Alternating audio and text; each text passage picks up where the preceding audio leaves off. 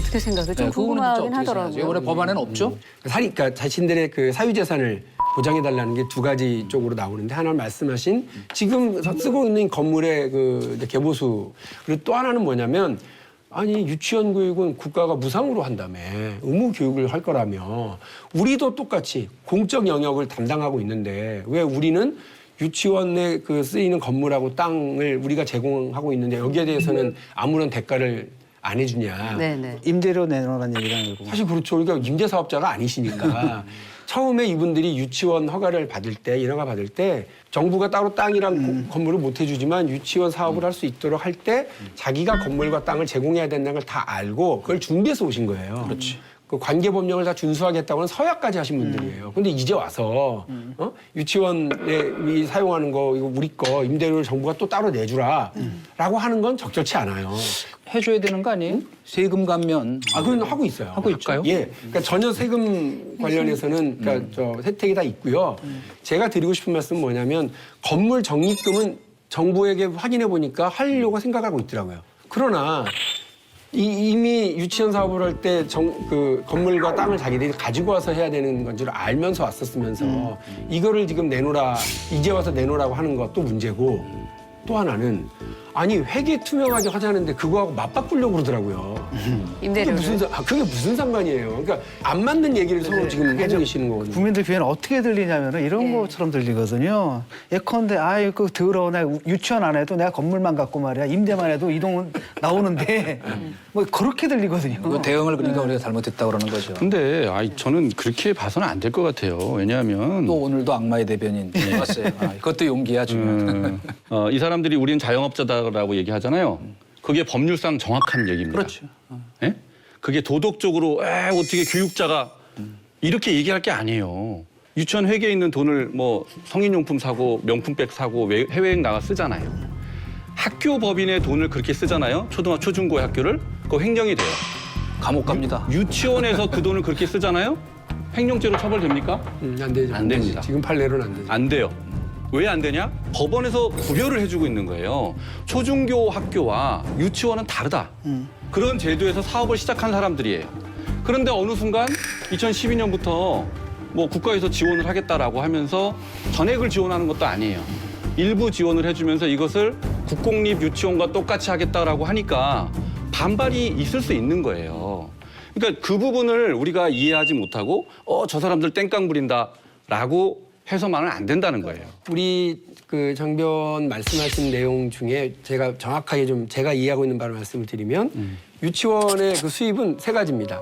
그 정부의 그 지원금이 있어요. 이게 누리과정 지원금이죠. 그 정부의 보조금이 없느냐? 있어요. 교사 처우 개선비라고 해서 59만 원씩 나와요, 1인당. 그리고 학급 운영비가 월 25만 원 나오고요. 사립 유치원이에요? 예, 그렇습니다. 그리고 이제 교재 교구비로 한 10만 원 정도가 이제 한 학급당 나옵니다. 근데 요거는 목적이 정확한 보조금이에요. 그렇죠. 그리고 이제 엄마 아빠한테 한 20만 원에 30만 원, 뭐 더 받으면 40만 원 이렇게 원비를 또 받는 거죠. 이거를 근데 한 통장에다 섞어. 그래도 이 재판부가 볼 땐 이게 어느 돈이 어느 돈이야? 알수 없죠. 알 수 없는 거예요. 그러니까 이거는 우리가 애매하다. 이렇게 해서 이거는 그 횡령죄로 딱 단호하게 처벌을 못하는 걸로 나와 있는 거죠. 그러니까 보조금이 아예 없다. 이런 건 아닙니다. 그래서 제가 누리과정 지원금을 보조금으로 바꾸려고 하는 유아교육법 개정안을 낸 거죠. 박용진 3법. 단순하게 얘기하면 사립학교법을 고쳐서 설립자가 원장을 겸하고 있는 경우가 많은데 그래서 셀프 징계를 하게 돼요. 그러니까 솜방망이 처벌로 끝나니까 이거를 그렇게 하지 못하도록 하는 거 하나. 그다음 유아교육법을 바꿔서 2조 넘게 가고 있는 누리과정 지원금을 보조금으로 바꿔서 목적 외로 쓰게 되면 환수할 수 있고 네, 처벌할 그렇죠. 수 있고. 환수도 하고 횡령죄로 처벌할 수 있다. 학교급식법은 뭐 너무나 당연하게 지금 유치원도 학교라고 해놓고는 학교급식법의 대상은 또 아니에요. 그냥 규모와 이런 거를 대통령 시행령으로 정해서 일정 정도 규모의 유치원은 학교급식 대상으로 하도록 한 거죠. 박 의원께서 이제 비리 유치원 명단 공개한 지 2주 만에 정부 여당에서 유치원 공공성 강화 방안 이런 걸 내놨습니다. 그 핵심 내용이 뭔가요, 이게? 일단 에듀파인을 도입한다는 거예요. 예. 에듀파인을 이제 그동안은 할 건지 말 건지 유치원 측의 눈치를 보니라고요. 미적미적하고 있었는데 그거 하겠다. 아니면 이게 그전에는 핵심이고. 권고 정도의 형식이지 않았습니까? 아니요. 그러니까 이전에는 없었어요. 그러니까 이 사립 유치원에 맞는 회계 시스템을 도입하는 문제에 대해서 아무것도 못 하고 있었어요. 그걸 방치하고 있었다고 보시면 되고요. 그다음에 이제 두 번째는 원래 문재인 정부 대선 공약 사항이 40%까지 국공립 유치원의 비율을 높이겠다는 거였거든요. 그걸 2022년까지 마무리하겠다고 그랬는데 그걸 1년 더 당기는 계획안이 이제 발표가 된 것이 사실상 그 가장 큰 핵심 사안이라고 보시면 돼요. 이 지금 정부 여당 그 유치원 공공성 강화 방안 설명해 주셨는데 이거 발표 이후에 한유총 반응이 나왔는데 너무 충격적이다. 너무 충격적인 정부 조치에 경악과 충격을 금할 수 없다. 그동안 사립 유치원 측에서는 우리 사립 유치원에 맞는 재무 회계 규칙을 만들어달라 꾸준히 요구를 했는데 그게 안 됐다. 그러고서 에듀파인 의무 도입해라 이렇게 나오니까 지금 반발이 좀 상당한 것 같은데. 그 에듀파인에 그 지금 쓰고 있는 곳이 어디냐면 사립 초중고등학교 네. 그리고 국공립 국공립 유치원 이렇게 쓰고 있습니다. 그래서 그러면 아니 국공립 유치원에 쓰고 있으면 사립 유치원에 쓰는 게 뭐가 어렵다는 거야 이렇게 되는데 현장에서 쓰고 있는 분들의 의견을 들어보면 그냥 기입하는 건 한 10분만 하시면 금방 된답니다. 네. 그런데 초등학교에 맞춰서 하고 있답니다. 그러니까 좀 안 맞는 구석이 있대요, 사실은. 이거는 제가 교육부 관계자로부터 들은 얘기입니다. 그런 것들을 이걸 어디 항목에다 넣지 그런데 이 공무원분들은 이거 대충 이렇게 해서 탁탁탁 잘 넣는데요. 그래서 이거는 그러니까 국공립 유치원에서는 크게 문제가 없이 지금 가고 있는데 사립 유치원의 경우는 이렇게 쓰게 되면 본인들이 아니 이거는 내 재산일로 알고 그동안 계속 정리했는데 이건 어떻게 해야 되나. 이대로 가면 국공립이 쓰는 대로 가면 자기 재산이니까 그게 못 가는 거거든요. 횡령이 돼버리니까 그런 우려를 지금 얘기하는 것 같아요. 그러니까 그냥 고스란히 에듀파인을 그냥 얹기는 만만치는 않다. 네. 그래서 박용진이 원래 얘기하던 애누리 없는 에듀파인 적용. 이거는 좀 어려울 수도 있다. 네, 이게 요건 항목을 좀 고치는 수준에서는 손을 봐야 된다가 첫 번째. 잠깐 그 지점에서 있는 에듀파인. 애누리가 조금 있는 것 같아요. 유은혜 장관이 그래서 좀 네. 새롭게 그 시스템을 개발하고 있다 이런 말씀 하셨는데 그게 지금 그런 건가요? 그렇습니다. 왜 그걸 당장 안 하고 단계별로 하겠다고 그러고 2020년에 적용한다고 그러느냐. 또 이제 제가 되게 그런 거에도 원칙적이니까 막 얘기했더니 이 이유가 뭐냐. 경기도가 난리가 난다는 거예요. 저건 뭔 말이지? 1,100개가 넘습니다. 경기도에만 사립 유치원이. 이게 제일 많아요. 근데 경기도가 한 10년 전에 에듀파인 시스템이 해가지고 서버가 과부하가 걸려서 큰일 날 수 있다는 거예요. 노후화 돼가지고 더 서버를 증축해야 되는데 이 서버를 생산해내던 업체가 문을 닫았다나? 그래서 새로 이렇게 간단치가 않군요. 네, 다 이렇게 하는데 다 세상 일이 그렇게 간단치가 않아요. 그래서 그러냐 언제까지 되냐 그러니까 첫 번째 프로그램을 해가지고 적용시키는 단계 그다음에 그 규모에 맞춰서 순서대로 적용하는 단계 그리고 마지막에 2020년 3월에 전면 도입이라고 하는 요 단계를 하면서 에듀파인은 사실상 요런 3단계지만 전면 도입은 맞아요. 근데 이거를 지난번에 지적됐을 때 그때 했으면 되는 거를 그때 돈도 이미 6억 6천만 원 예비비를 그때부터 따놓고 있었는데 차근차근. 근데 그거를 안 쓰고 불용 처리했어요. 누가? 교육부가. 왜? 눈치 보였겠지. 유치원에. 그러니까 돈도 받아놓고 하기로 이미 다 이게 바로 했는데 문제의 사실 핵심인 거예요. 안 하고 있다가 이제 와서 직무유기였다고. 제가 이동관 선배님이나 여기 계신 고정 패널들 정규직 분들 세 분의 의견에 전적으로 공감하는 건 일이 이 지경이 되는데 유치원이 30% 잘못이다. 70% 교육 당국이에요. 잘 봐줘봐야 6대 4예요. 그 문제는 교육 당국이 더 많아요. 그래서 제가 여당이지만 이 문제가 제대로 정상화될 때까지는 제가 이제 집권 야당 하려고 해요. 잘했어. 계속 지적하고 국회에서 하는 거 같아. 진짜 그러려고 그래요. 근데 그게 좀 부족해 보여요. 정확히 그러면 아유. 더 해야 돼요. 더. 왜냐하면 지금 저는 제일 가슴이 아픈 게 말이죠. 지금 교육부는 뒤로 싹 빠져 있고요. 그 유치원하고 학부모들 사이에 갈등 구조만 엄청 부각돼 있어요. 교육부는 그리고 나중에 무슨 선심 쓰듯이 딱딱 대책 하나씩 내놓으면서 그러고 있잖아요. 저는 이거 절대 옳지 않다 이렇게 보고요. 우리 국민 감정상 우리가 낸 학비가 투명하게 회계 처리된다라고 이제 생각하는 거는 있잖아요. 저는 그거는 맞다고 생각해요. 그런데 문제는 현실에 맞지 않는 에듀파인을 섣불리 잘못 적용했다간 있잖아요. 어떤 일이 또 일어나냐면 그 다음에 감사를 하면 다 걸리는 거예요.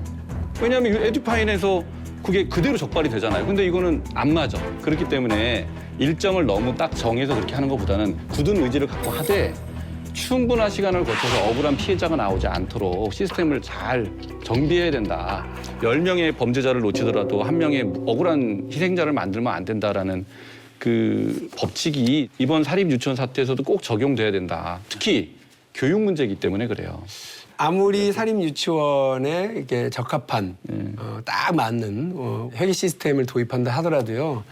그렇게 쓰면 안 되는 거예요. 이렇게 일부 정말 엉뚱하게 무슨 그걸로 자기 리스비 내고 뭐 보험료도 내고 이런 식으로 양문형 냉장고 사놓고 자기 집에 거랑 바꿔서 집에다 갖다 놓고 이런 행위는 이건 에듀파인 시스템의 문제가 아니에요. 그러니까 정말로 그 기본적인 양심의 문제이기 때문에 이런 문제와 우리가 갈라볼 필요가 있다. 이런 말씀. 역시나 뭐 지난주에 이어서 말씀드리지만 그런 어떤 비리를 저지른 유치원은 일부의 이야기고 일부죠. 모든 사립 유치원이 그렇다는 얘기는 아닌 겁니다. 그 김병준 비대위원장이 이번에 그 박용진 의원 칭찬하지 않았나요? 아, 너무 좋았어요. 예. 근데 이제 문제는 뭐냐면 그게 자유한국당의 입장이냐라는 거예요. 이렇게 놓고서 지금 분위기 이러니까 이래 놓고서 사실 또 입법을 해야 되잖아요. 근데 솔직히 그러니까요. 뭐 국회 선진화법이 있어가지고 자유한국당이 틀어버리면 사실 말짱 도루묵이 되거든요. 아마 그때쯤에 이제 반격이 들어올 거라나 보거든요. 아니 이제 뭐 입법 어떻게- 얘기가 나왔으니까. 예. 어떻게 생각하세요, 그럼? 일단 사립학교법은 우리가 다 트라우마가 있잖아요. 그렇죠. 노무현 네. 대통령 시절에 박근혜 그 당시 비대위원장 53일 장애투쟁하고 이제 시끄러웠는데 그 트라우마 때문에 다들 이거 괜찮을까 했는데 이번 사립학교법은 유치원 관련한 그야말로 핀셋 개정이에요. 그래서 제가 어느 방송에서 장제원 의원님, 나경원 의원님, 이 사립학교 및 사립재단하고 이렇게 연관이 있는 복잡한 관련이 있는 분들인데 걱정 안 하셔도 된다라고 얘기를 했더니 장제원 의원이 서운하다고. 내가 사립학교 운영하고 있지도 않은데 그 연관이 있다는 이유로 그걸 굳이 해서 마치 비호하는 사람처럼 보이는 건 서운하다. 하지만 나는 박용진 의원에게 찬성이다. 이렇게 얘기하시더라고요. 네. 대한남아 장제원. 내가 볼 때는 같은 좋은 뜻에 동참하실 것 같고 자유한국당도 물론 독자 발의를 따로 개정안을 발의하시겠지만 이 큰 틀에서 대립이 설 만한 일은 없을 것 같아요. 점검하는 수준에서. 우선은 뭐 지금 탄력을 받았고 여론에 게다가 아까 우리 장재원 대한남아 장제원 꼭 얘기하기로 장재원 의원 그건 내가 보기엔 편집될 것 같은데 대한남아 장제원. 대한남아 장제원. 장재원 내가 보기엔 편집될 것 같은데 야 정말 이럴 수 있구나. 어쨌건 이 여야의 협치의 제정신을 한번 발휘해서 잘 협의해서 이렇게 또 누수되는 사각지대가 없도록 잘 반영해서 만들어 주셨으면 하는 네. 국민의 바람입니다. 그러게요. 뭐 이번 정기국회 내 통과를 지금 뭐 아주 긍정적으로 좀 바라보고 계신데 이제 그 이후에 만약에 아무래도 정말 돈이 필요하잖아요. 근데 그 네. 예산을 어디서 가져올 것이냐 이 부분 좀 궁금해지거든요. 지금 발표한 40%까지 가겠다고 하는 건 이 정부가 계획을 세웠고요. 그래서 그걸 집행하기 위한 예산 계획까지 같이 있기 때문에 그걸 좀 더 땡기는 수준 가지고는 큰 재정적 부담은 없답니다. 다만 이제 100%의 문제일 경우에는 요 돈을 어떻게 할 건지를 고민을 하는데 저는 재정이 부담된다고 우리가 국방비 줄이거나 이러지 않잖아요.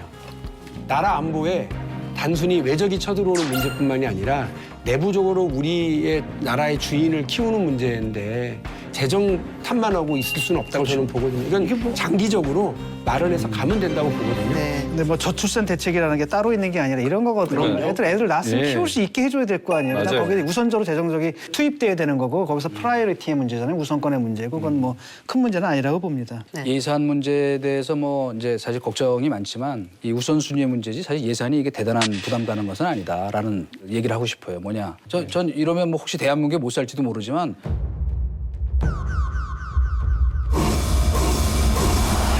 대한민국에 그 교회하고 사찰이 얼마나 많습니까? 저 이거 정말 좋은 생각이세요. 예, 사회적 공적 책임을 이런 거부터 좀 했으면 좋겠어요. 얼마나 좋아요. 선교도 되고.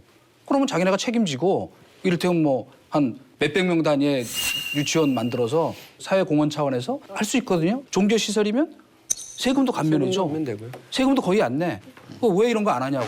국가 사회적으로 자라난 새싹들 잘 키우는 게 얼마나 중요한 일입니까. 그러니까 이거 대통령이 제가 보기에는 큰 종단 그다음에 대형 교회 목사님들 만나서 저거 하시면 될 것 같은데 왜 딴 거 잘하시면서 이런 거 안 아이디어 할까? 제안해 선교 주시면 유치원은 저희 딴 거 동네- 잘하면서 왜 이런 거 안 하실까? 그렇죠. 만나서 이미 여러 사례들은 있지만 많아요. 예, 예. 상당히 제한적이에요. 그리고 법률적 문제 때문인지 교회에서 병설하는 그 유치원들이 그 신도 교인들만 못 뽑게 돼 있더라고. 네, 좋은 의견이신 것 같습니다.